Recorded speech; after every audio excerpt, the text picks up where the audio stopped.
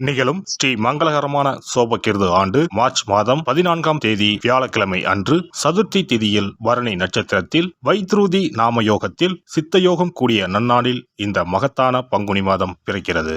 பிறக்கும் இந்த பங்குனி மாதத்தின் கிரக நிலைகளை பார்க்கும்போது மேசத்தில் குரு பகவானுடன் இணைகிறார் சந்திர பகவான். கன்னி ராசியில் கேது பகவானும் மகர ராசியில் செவ்வாய் பகவானும் உள்ளனர். சூரிய பகவான், புதன் பகவான், ராகு பகவான் மீன ராசியில் சஞ்சாரம் செய்கின்றனர். கும்பராசியில் சனி பகவானுடன் சுக்கிரன் உள்ளார். இம்மாத கிரக பெயர்ச்சி என எடுத்துக்கொண்டால் செவ்வாய் பகவான் மகரத்தில் இருந்து கும்பராசிக்கு பெயர்ச்சி அடைகிறார். சுக்கிர பகவான் கும்பத்தில் இருந்து மீனராசிக்கு பெயர்ச்சி அடைகிறார். சந்திர பகவானை பொறுத்தவரை மேசத்தில் ஆரம்பித்து 2.25 நாட்கள் வீதம் 12 ராசிகளை கடந்து ரிஷபத்தில் அமர்ந்து பலன்களை தரப்போகிறார். இம்மாத சிறப்பாக குரு பகவான் நீச நிலையில் இருந்து வக்ர நிலைக்கு மாறுகிறார். இதன் காரணமாக உச்ச பலன்களை அள்ளித் தரப்போகிறார் குரு பகவான். இந்த கிரக அமைப்பினால் உங்கள் வாழ்வில் ஏற்படக்கூடிய சுப மற்றும் அசுப பலன்கள் என்ன என்பதனையும், அசுப பலன் ஏற்படுமாயின் ராசிக்காரர்கள் செய்ய வேண்டிய பரிகாரம் என்ன, வழிபட வேண்டிய தெய்வம், வழிபடும் முறை என்ன என்பதனை பற்றி விரிவாக காண்போம்.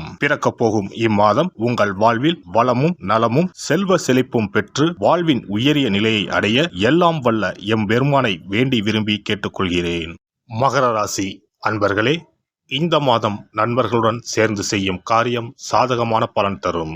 திட்டமிட்டு செய்யும் பயணங்கள் வெற்றி பெறும். செலவு செய்வது பற்றி யோசனை செய்து தேவையென்றால் மட்டுமே செலவு செய்யுங்கள்.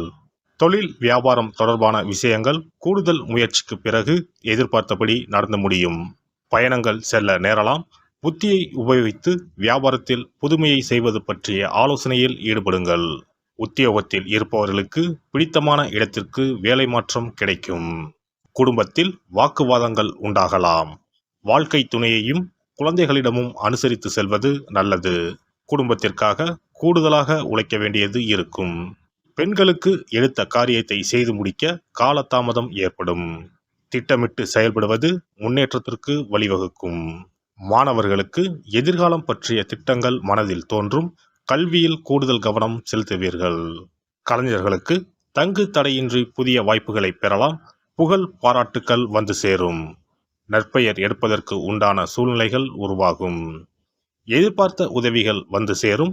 அரசியலில் உள்ளவர்களுக்கு நல்ல பலன்கள் கிடைத்தாலும் அதே நேரத்தில் விழிப்புடன் செயல்படுவதும் நன்மை தரும். இழுபறியாக இருந்த சில காரியங்கள் நன்றாக நடந்து முடியும். கையிருப்பு கூடும். நட்சத்திர பலன்கள். உத்திராடம் 2, 3, 4ஆம் பாதங்கள். இந்த மாதம் நிம்மதியும் சுகமும் அதிகமாகும். புண்ணிய தலங்களுக்கு யாத்திரை செல்ல வேண்டி வரலாம். பணவரத்து திருப்திகரமாக இருக்கும்.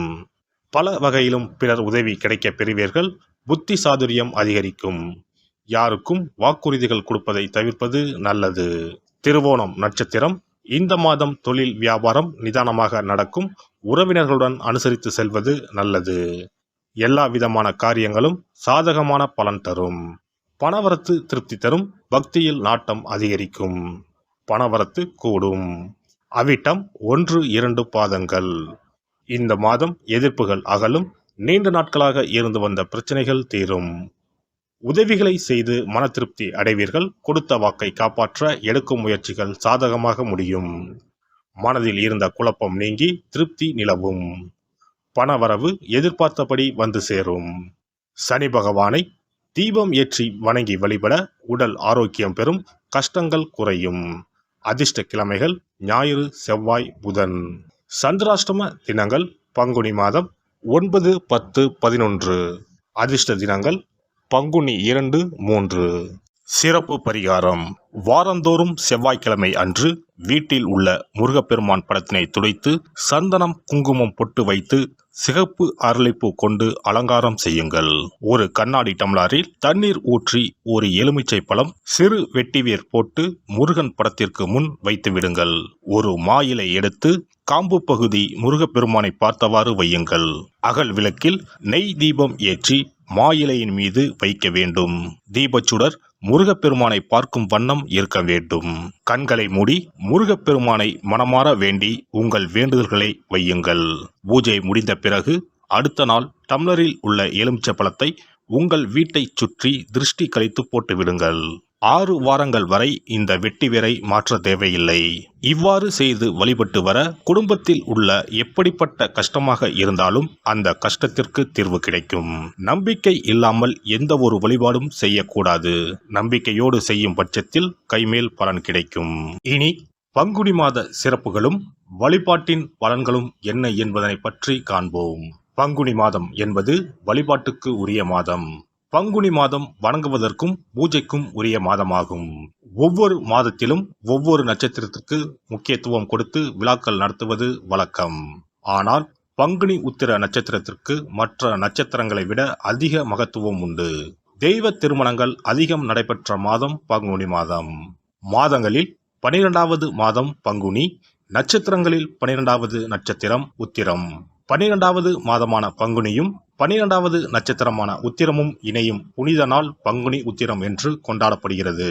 எனவே பங்குனி மாத உத்திரத்தின் சிறப்புகள் அதிகம். பங்குனி உத்திர நாளில் அனைத்து ஆலயங்களிலும் சிறப்பு வழிபாடுகள் நடைபெறும். கிராம கோவில்களில் அக்னி சட்டி ஏந்துதல், பூஜைகள் விமர்சையாக நடைபெறும். எண்ணற்ற ஆலயங்களில் சுவாமி அம்பாள் திருக்கல்யாணம் நடைபெறும். சிலருக்கு கைகூடாமல் திருமணம் தள்ளி போனால் பங்குனி உத்திர நாளில் விரதம் இருந்து இறைவனை வழிபட்டால் வெகு சீக்கிரம் திருமணம் கைகூடும் என்பது ஐதீகம். அதோடு காதலிப்போர் மனதுக்கு பிடித்தவரை கரம் பிடிக்கவும் பங்குனி உத்திர விரதம் இருப்பது மிகுந்த பலனை கொடுக்கும். பங்குனி உத்திரம் கல்யாண விரதம் என்றும் அழைக்கப்படுகிறது. 8 வகையான மகா விரதங்களில் கல்யாண விரதமும் ஒன்று.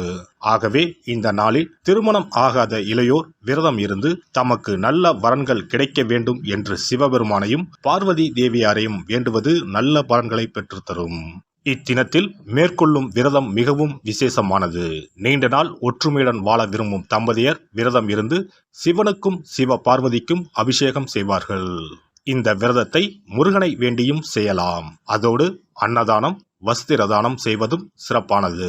ஜாதக தோஷத்தால் திருமணம் தடைபட்டவர்கள் வழிபாடு மேற்கொள்ளவும் சிறந்த நாள் இதுவாகும்.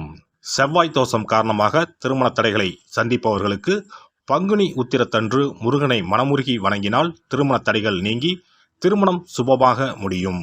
குழந்தை பேரில்லாமல் தவிப்பவர்கள் பங்குனி மாத விரதம் இருந்து அம்மன் கோவில்களுக்கு சென்று வழிபட அந்த அம்மனின் அனுக்கிரகத்தால் நிச்சயம் புத்திர பாக்கியம் கிடைக்கும். தொழில் மற்றும் வியாபாரங்களில் ஈடுபடுபவர்கள் தமிழ் வருடத்தின் கடைசி மாதமான பங்குனி மாத தினத்தில் திருஷ்டி பூசணிக்காய் வாங்கி உங்கள் வியாபார இடங்களை திருஷ்டி கழித்து அதற்குரிய நேரத்தில் உடைக்க வேண்டும். இப்படி செய்வதால் உங்களுக்கு இந்த ஆண்டு ஏற்பட்ட தோஷங்கள் அனைத்தும் நீங்கும். பங்குனி உத்திர நன்னாளில் நம்மால் முடிந்த அன்னதானங்களை செய்வது மிகுந்த புண்ணியம் தரும். எலுமிச்சை சாதம் அல்லது தயிர் சாதம் அல்லது சர்க்கரை பொங்கல் என அன்னதானம் செய்யலாம். அதேபோல் நம்மால் முடிந்த அளவுக்கு மஞ்சள், சரடு, குங்குமம், கண்ணாடி என மங்கள பொருட்களை பெண்களுக்கு வழங்குவது விசேஷ பலன்களை கொடுக்கும். முருகப்பெருமான் நமக்கு இதுவரை இருந்த காரிய தடைகள் அனைத்தையும் களைந்து நமக்கு நல்வழி காட்டி அருளுவார். பங்குனி மாதத்தில் அனைத்து நாட்களிலும் கோவிலுக்கு சென்று வருவது மிக்க பலனை தரும். மேலும் செல்வ செழிப்புடன் வாழ்வதற்கு உதவும்.